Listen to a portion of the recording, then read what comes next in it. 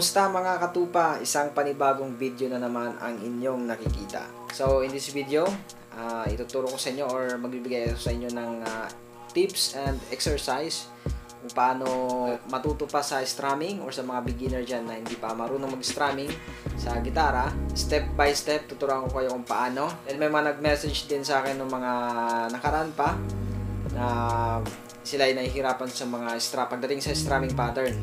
Kaya sa video na to ay para sa inyo to.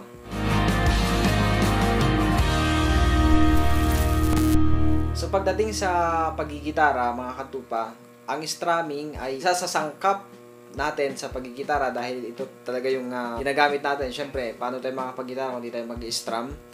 So meron din naman yung plucking. So pero mostly na ginagamit or ginagawa natin sa gitara ay nag-strum tayo. Kaya sa video na to ay sa mga nahihirapan dyan mag-strumming ay sana makatulong sa inyo yung video na to. Siyempre unang tip dyan mga katupa ay kailangan just believe na kaya mong gawin yung pag-strum kasi meron mga panghihinaan ng loob dahil akala nila hindi nila kaya mag-strum kasi nga nahihirapan sila.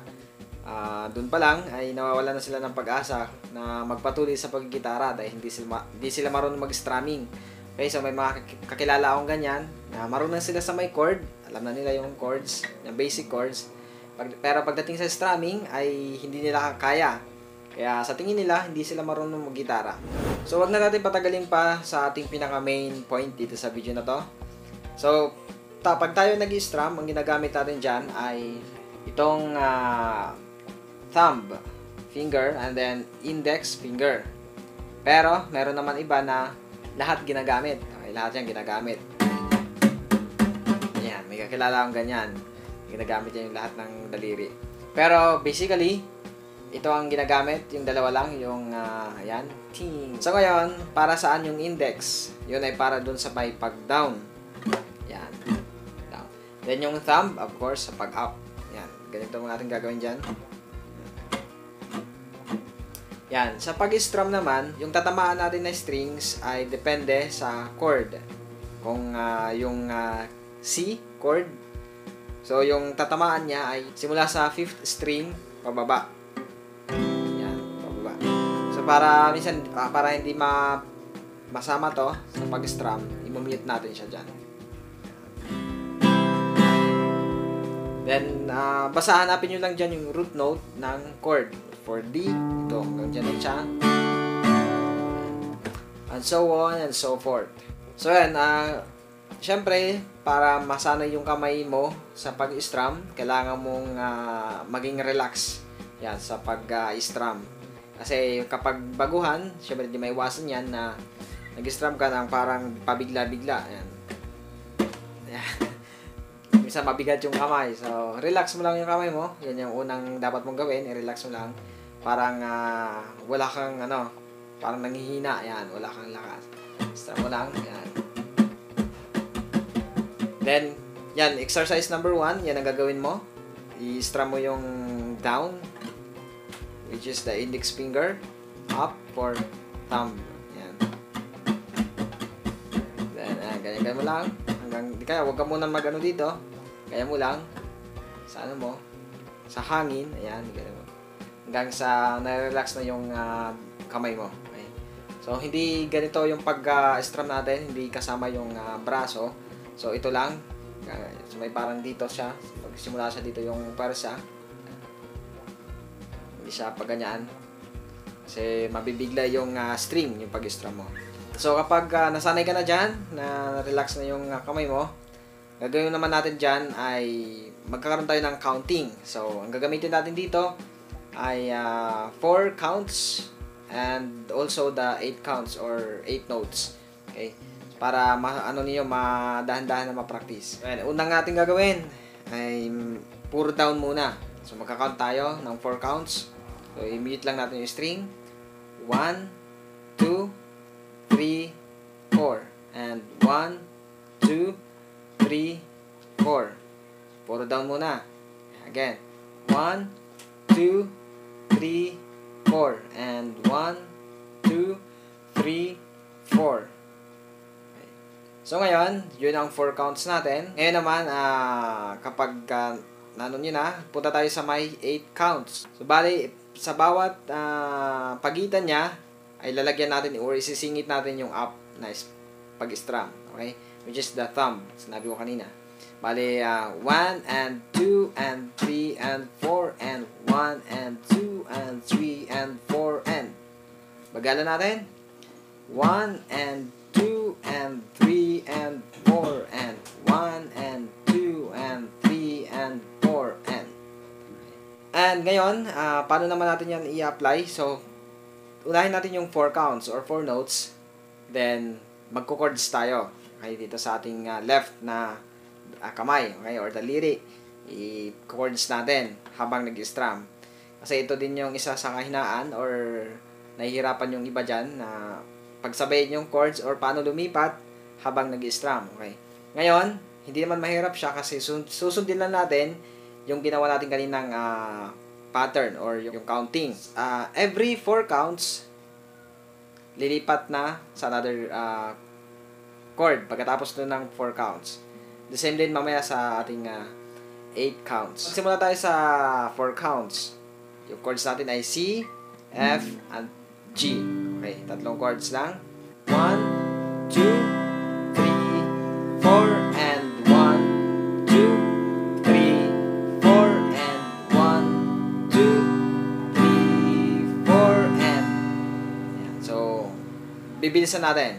1, 2, 3, 4, and 1, 2, 3, 4, and 1, 2, 3, 4, and. Okay. So, ngayon, yung 8 counts naman. So, para ma-practice natin yung pag-strum. Yung 8 counts, bali, meron ng up. Sama natin ng up. So, mabagal muna. 1 and 2 and 3 and 4 and 1 and 2 and 3 and 4 and 1 and 2 and 3 and 4. Once again. 1 and 2 and 3 and 4 and 1 and 2 and 3 and 4 and 1 and 2 and 3 and 4 and. Mabilis. Bilisan natin. 1 and 2 and 3 and 4 and 1 and 2 and 3 and 4 and 1 and 2 and 3 and 4 and 1 and 2 and 3 and 4 and 1 and 2 and 3 and 4 and 1 and 2 and 3 and 4 and. Diba? Nakabuo na tayo ng strumming pattern. At pwede natin siya magamit sa ibang kanta. So, hindi naman lahat ng kanta ay ganun yung pwedeng gamitin na strumming. Pero depende yan sa may kanta. Okay? Ngayon, paano naman mabubuo yung iba't ibang strumming pattern? So, depende yon sa sinabi ko kanina, depende yon sa beat or count ng isang kanta. Kung sa ating counting, yung end na gap, so, pwede siyang i-eliminate. So, ibig sabihin, walang tatamaan na string. Bali, nakahang yung ating kamay sa hangin. Okay? Nakahang siya. Pero nasa beat pa rin tayo. Sumusunod tayo sa beat. Halimbawa, i-play ko muna.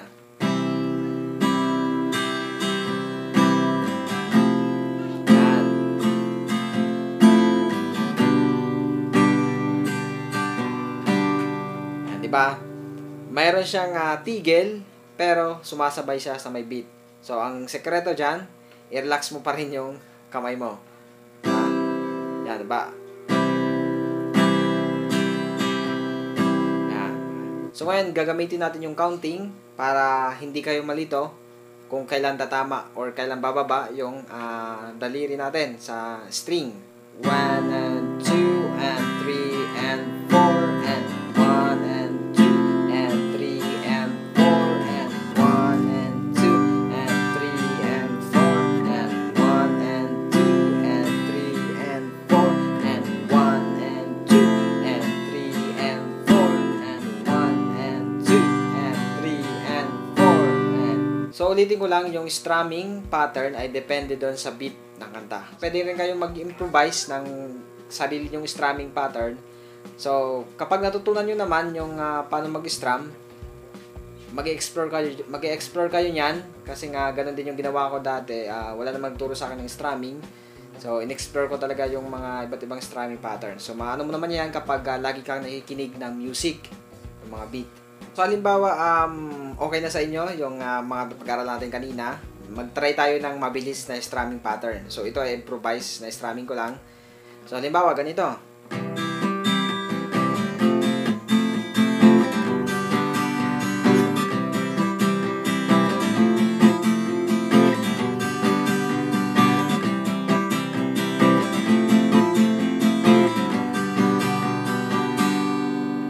Mayroon kayong gagawing twist kumbaga sa inyong pag-i-strum. Halimbawa, yung sa pag-switch ng another chord. Halimbawa. Yan, binilisan ko. Pero nasa timing pa rin yon. Parang inano mo lang, siningitan mo lang ng isang or down or up para sa pagbubuelo ng another chord. So ayan mga katupa, siguro hanggang dito na lang yung video na to. Lahat ng bagay nagsisimula sa hindi marunong, pero kapag nag-practice, siyempre magiging marunong na. At I believe naman that the Holy Spirit will guide us sa lahat ng ginagawa natin basta para sa Panginoon. So ayun lang mga katupa, maraming salamat sa inyong panonood. Jesus loves you, and all the glory belongs to God.